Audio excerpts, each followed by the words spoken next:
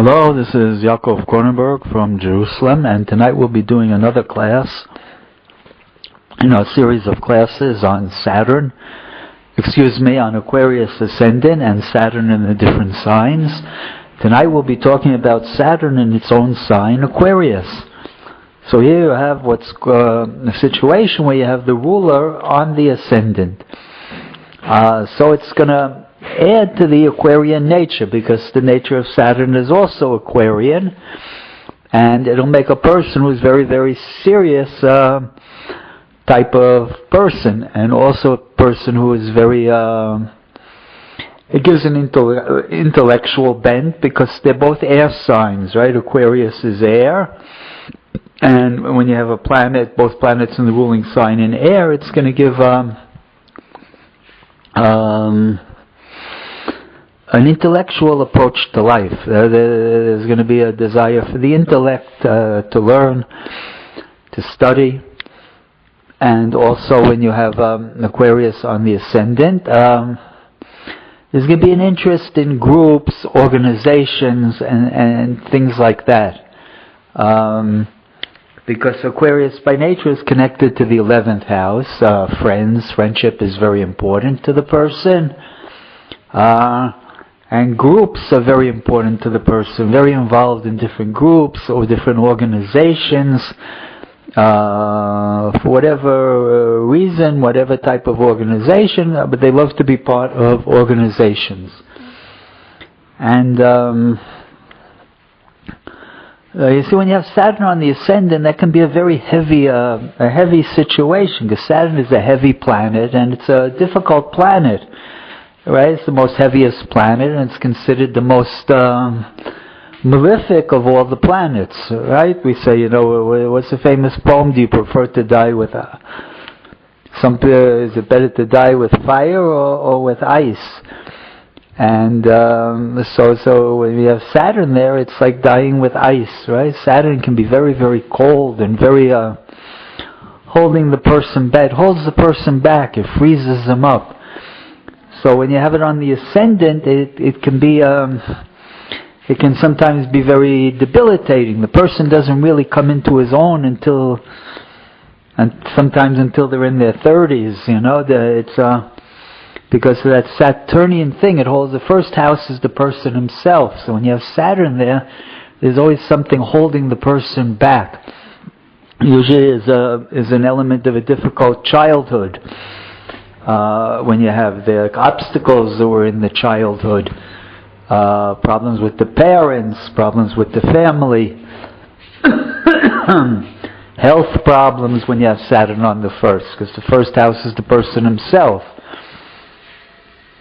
So all these things are possible when you have a Saturn on the ascendant. Now Saturn in Aquarius is an honor, so that's nice.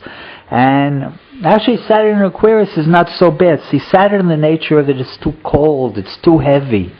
Saturn is an earth sign, right? So when you have it in Aquarius, which is air, it sort of lets up a little. Saturn isn't as pernicious as it is, say, in Capricorn, where it's also an honor. Because Capricorn is just going to make it very, very earthy, very, very melancholy, and things like that.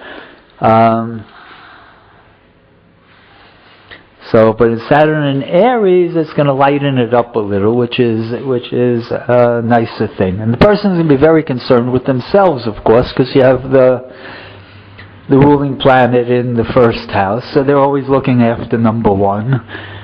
And they see themselves as people who are there to set an example, people who are to be they see themselves as being very important, more important than, say,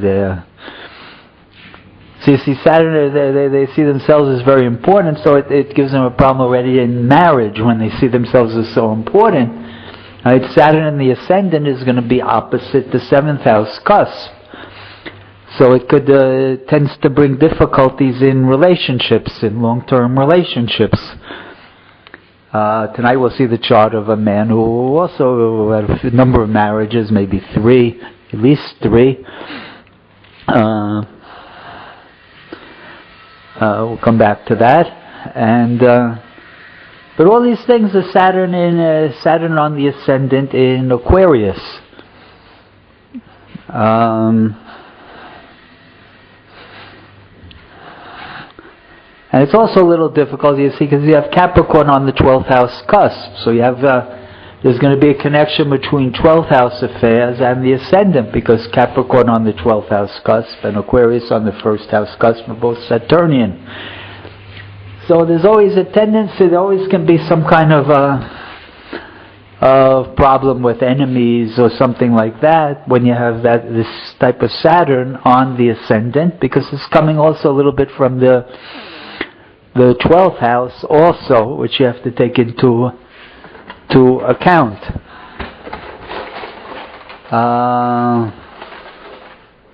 So I want to do the chart tonight of a man. I don't know too much about him. A Jewish actor, that's what I know. He's a Jewish actor. He was considered very successful at his craft. I don't remember if he won Academy Awards, but he was nominated many times for Academy Awards. His name is Alan Arkin.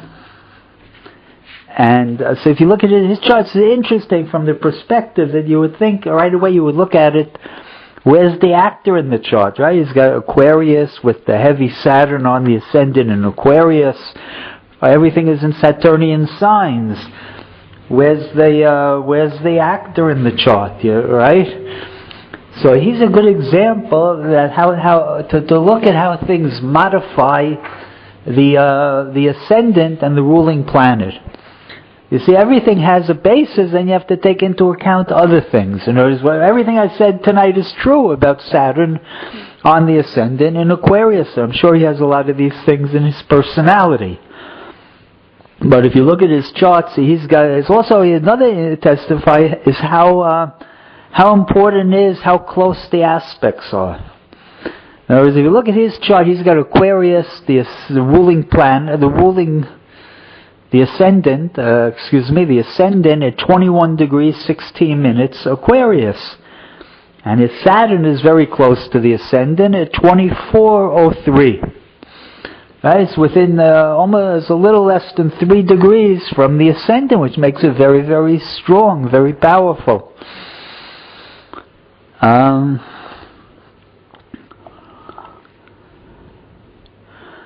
So you would think that, but now you take a look a little bit more closely at the chart. Pitom, you see, he's also got, what else does he have on the ascendant? He's got Venus, the planet of love, of art.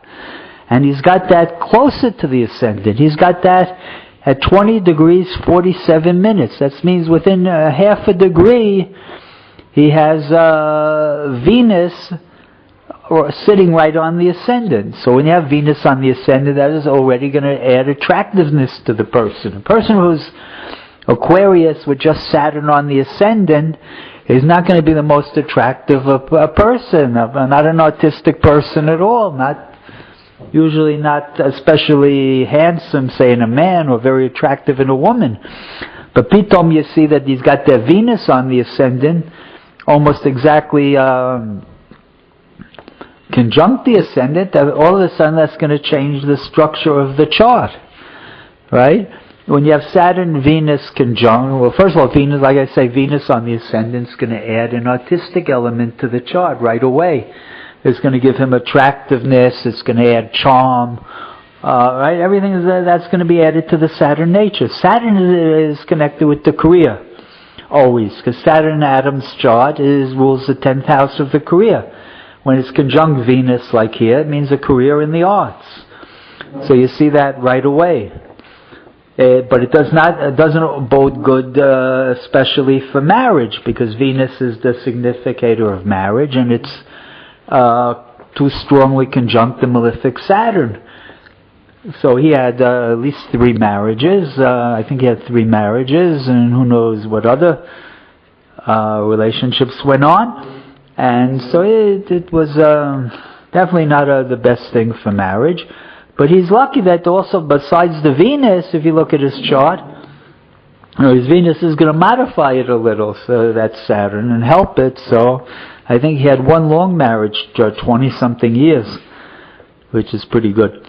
And in any case, so if you look also, he's got his Jupiter also almost exactly trine the Venus within less than a degree, and he's got Jupiter within a degree and 16 minutes of trine of the ascendant. So even though he's got Saturn on the ascendant, he's got the two best planets, Venus and Jupiter, which make tighter aspects to the ascendant, which means those planets are going to, in a certain sense, outweigh that Saturnian influence.